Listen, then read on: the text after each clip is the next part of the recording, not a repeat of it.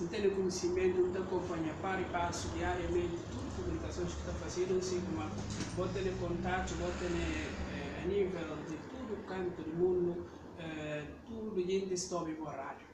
E no rádio, e rádio com nota carinha e não fazer votos para continuar assim, para engrandecer o nome de Guiné-Bissau, o nome do povo de Guiné-Bissau, o nome da cultura e tradição, para ver esse que nos junta.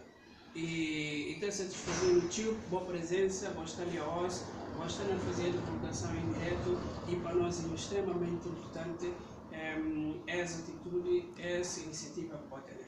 E nós recebemos sempre para saber, não cooperar com vós na todo tipo de iniciativa, no nome de Guiné-Bissau, que é conjuntano e que é na terra.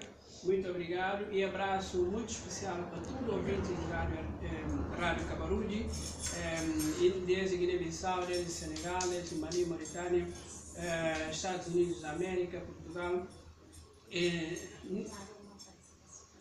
E não apela, antes de terminar, uma participação massiva de todos os cidadãos, toda a comunidade que está ali na Portugal, ali na Lisboa, que não pode participar no dia 23 Parada de Guinendade, que será um dia de festa, um dia de cultura, manifestação mais alto nível de Guinendade. E ainda começa a partir de 2 horas da tarde, concentração na praça do município, na Câmara Municipal de Lisboa, para quem conhece Lisboa. E esse como por falar a voz, não convido a voz mais uma vez, vou participar e Guiné de tudo nós e festa não é fácil com certeza.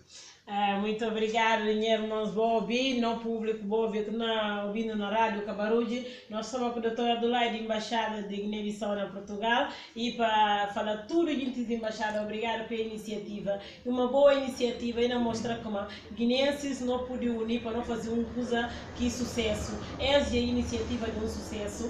E mais uma vez, para apelo, assim como o Dr. Adulai falar, dia 23 de setembro, não vai massa, não mostra no Guiné-Ndade, não mostrando cultura, não mostrando universidade e, portanto, a Embaixada está de sucesso para a iniciativa. Muito obrigada a todos lá em nome da Embaixada. Quem que vai fazer reportagem na Rádio Cabarudi, doutora Diana Bubalde, e acompanhado com o doutor Seco Marçal, que é o diretor de rádio. Muito obrigado mais uma vez. Muito obrigado.